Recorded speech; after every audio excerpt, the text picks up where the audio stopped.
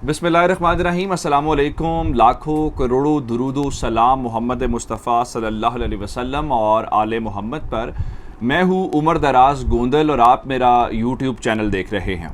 नाज़रीन, रात से जो ख़बरें हैं कि इमरान ख़ान बामुकाबला जनरल बाजवा, तसादुम, फिर बरतरफ़ी की ख़बरें, फिर नोटिफिकेशन रोक लेने की बातें, फिर BBC का बहुत बड़ा दावा, वो हमने आपके सामने मुकम्मल तफसीलात जो हैं वो रखी हैं।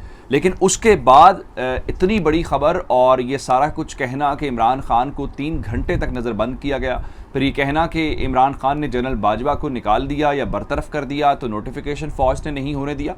उसके बाद अब ज़ाहिरी बात है कि पाक फ़ौज उसको किस हद तक टॉलरेट कर सकती थी। तो अब ख़बर आ गई है कि पाक फ़ौज ख़ुद मैदान में आ गई है और इस मामले को लेके उन्होंने तमाम तर जो चीज़ें हैं वो जो करने वाले थे उनको भी उन्होंने एक लिहाज से उसके ऊपर हाथ डाला है। और फिर जो आखिरी लम्हों में कहा जा रहा था कि आखिरी लम्हों में डील्स इमरान खान मांग क्या रहे थे, वो भी तमाम तफसीलात हमारे पास आ गई हैं कि क्या इमरान खान ने जाते जाते क्या कुछ मुआहदे किए या क्या कुछ बातें जो है अपनी मनवाई, वो तमाम डिटेल्स भी हमारे पास हैं। और फिर उसके बाद मैं आपको बताऊं कि इमरान खान को इक़्तिदार से निकाले 24 घंटे भी नहीं हुए और इमरान खान की वापसी हो गई है।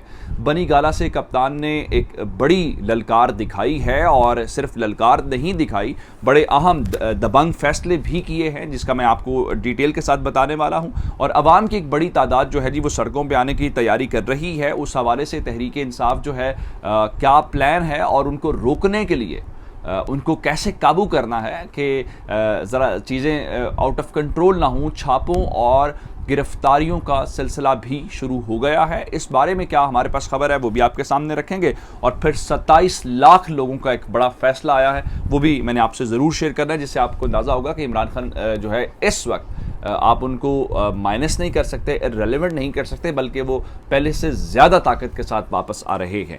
ये तमाम डिटेल्स आपके सामने रखूंगा। लेकिन अगर आपने अभी तक चैनल सब्सक्राइब नहीं किया और आप चाहते हैं कि आपको मुस्तनद और बरवक्त खबरें मिलती रहें तो हमारा चैनल सब्सक्राइब कर लीजिए, बेल आइकन के ऊपर क्लिक कर लीजिए ताकि हमारी आइंदा आने वाली वीडियोज़ बर वक्त आप तक पहुँच रहे। BBC ने रात को एक मजमून लिखा कि सनीचर की शब वज़ीर आज़म हाउस में आखिर क्या हुआ।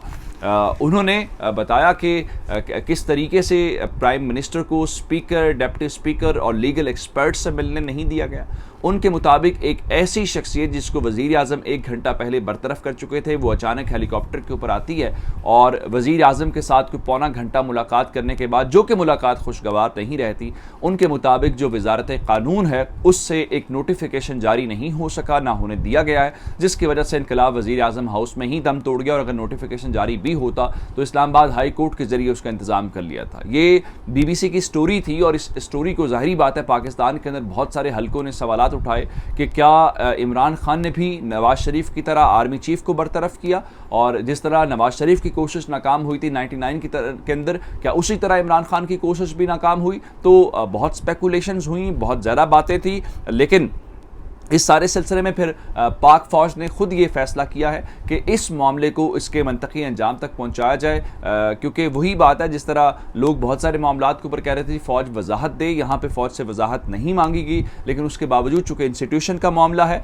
चूँकि पाकिस्तान का मामला है और पाकिस्तान के वज़ीर आज़म की रिस्पेक्ट का भी मामला है, असल में एक बात ये भी है, उसके ऊपर फ़ौज ने ख़ुद से जो है एक बड़ी वजाहत दी है। और फ़ौज ने क्या कुछ कहा है, फिर हमारे ज़राए क्या बात बताते हैं कि जनरल बाजवा और इमरान खान की आखिरी मुलाकात क्या हुई थी। मैं सबसे पहले आपको जो अफवाज पाकिस्तान के तर्जुमान ने इस हवाले से जो वजाहत की है जी, फ़ौज के मुताबिक जी BBC उर्दू की जो स्टोरी है वो बेबुनियाद है और झूठ से भरपूर है। उनके मुताबिक ये एक प्रोपेगेंडा है और सहाफ़त के बुनियादी उसूलों के ख़िलाफ़ है। और इस मामले को जो फ़ौज है वो BBC के साथ टेकअप कर रही है। फ़ौज के साथ जो है जो कुछ उनके बारे में लिखा गया है, जो बोला गया है, उसको लेके वो BBC की जो हायर अथॉरिटीज़ हैं, जो कंसर्न अथॉरिटीज़ हैं, उनके साथ इस मामले को उठाया जा रहा है। दूसरी जानिब इसकी एक और जो तस्दीक हुई है वो चूँकि कहा गया कि उस वक्त इस सारे मामले के अंदर फवाद चौधरी शामिल थे, चूँकि वो वज़ीर क़ानून भी थे वज़ीर आज़म की गवर्नमेंट जाने तक, और इमरान खान के साथ उस वक्त तक मौजूद थे।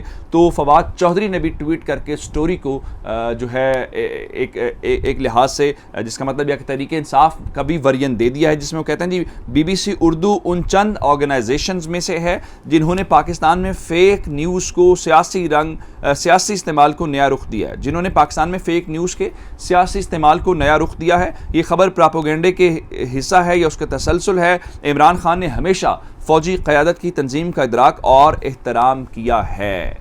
और इस हवाले से जो मज़ीद सहाफ़ी हैं इंटरनेशनल जो मीडिया के साथ जुड़े हुए हैं, उन्होंने ये दावा किया है कि मिलिट्री इस्टेब्लिशमेंट ये कह रही है कि जनरल बाजवा रात को हेलीकॉप्टर के अंदर वज़ीर आज़म हाउस नहीं गए, और जनरल बाजवा और इमरान खान की जो आखिरी मुलाकात थी वो नेशनल सिक्योरिटी कमेटी के मौके के ऊपर हुई थी। फिर एक और जो झूठ रात को चंद सहाफ़ी, मैंने कहा आज मैंने ट्विटर के ऊपर ये बात लिखी भी कि पिछले चंद दिनों के अंदर पाकिस्तान का निज़ाम एक्सपोज नहीं हुआ, बल्कि पाकिस्तान के अंदर चंद वो सहाफ़ी एक्सपोज हो गए हैं, बेनकाब हो गए हैं, जो कहने को सहाफ़ी हैं लेकिन वो किसी और के एजेंडे और सियासी जमातों का माउथ पीस बने हुए हैं। अब इस सिलसिले में रात को कहा गया जी इमरान खान ने जो है वो क्या किया है कि वो NRO मांग लिया है और कहा है कि मेरे ख़िलाफ़ कोई मुकदमात ना बनाए जाएँ।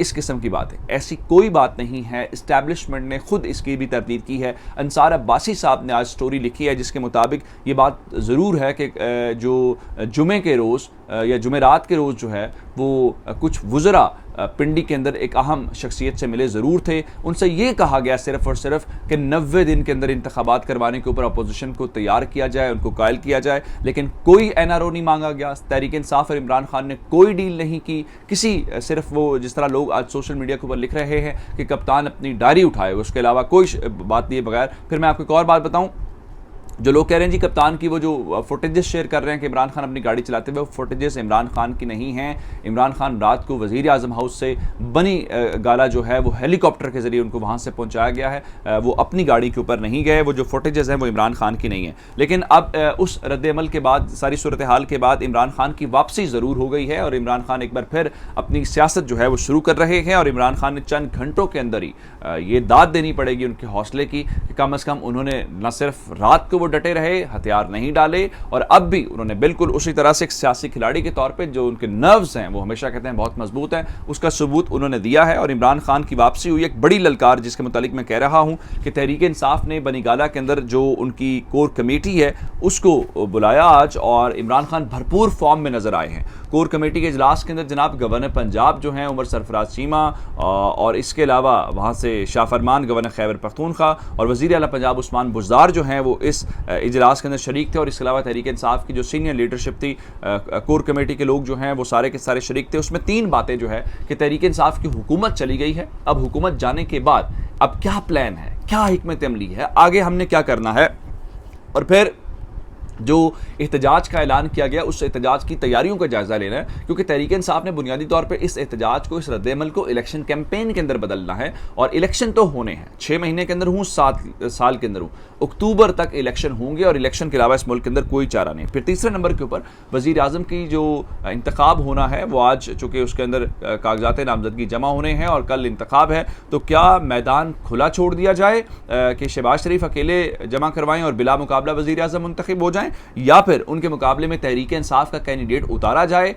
मुंतखब तो वो नहीं होगा, लेकिन चलिए बाइकआउट की बजाय अपना जो है वो प्रैक्टिस तो कम अज़ कम की जाए, ये एक फ़ैसला करना है। लेकिन अब मैं आपको बताऊं कि तहरीक इंसाफ जो है वो आवाम की एक बड़ी तादाद को आज सड़कों पर निकालना चाहती है, और इमरान खान ने चूँकि कौम के साथ आखिरी खिताब में कह दिया था कि इतवार के रोज़ इशा के बाद, नमाज इशा के बाद जो है वो पुरअमन एहतजाज करेंगे। वो बार बार कर रहे हैं कि पुरअमन एहतजाज, जिसमें किसी को कोई नुकसान ना पहुँचाया जाए, सरकारी इमलाक को नुकसान ना पहुँचाया जाए, आवाम को नुकसान ना पहुँचाया जाए। तो आज तकरीबन 9 बजे जो है जी वो मुख्तलिफ शहरों के अंदर, कराची, लाहौर, तमाम बड़े शहरों के अंदर, इस्लामाबाद के अंदर, तो इस सिलसिले में तहरीक इंसाफ का जो ट्विटर हैंडल है वो तफसीलात बता रहा जी कब एहतजाज कहाँ से शुरू होगा, कहाँ पे इख्तिताम पजीर होगा, उसका टाइम क्या। लाइक कराची के अंदर 9:30 है, बाकी हर जगह पे 9 बजे है।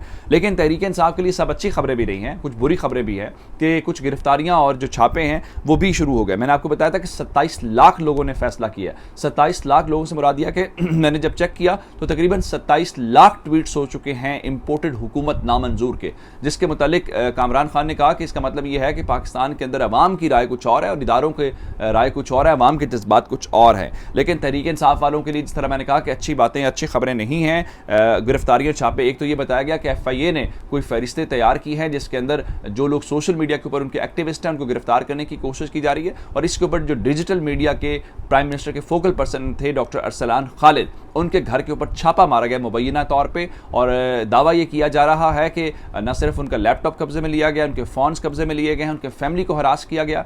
और डॉक्टर शहबाज गिल ने इस बात की तस्दीक की है, और दूसरे नंबर के ऊपर फवाद चौधरी ने भी इस चीज़ को कंडेम किया है, जिसका मतलब यह है कि तहरीक इंसाफ के खिलाफ घेरा भी तंग किया जा रहा है। अब देखना यह है कि तहरीक इंसाफ की आइंदा आने वाले दिनों में, चंद दिनों में स्ट्रेटेजी क्या होती है। अब तक की अपडेट्स चैनल सब्सक्राइब कीजिएगा। आपकी समातों का बहुत शुक्रिया। खुदा हाफिज़।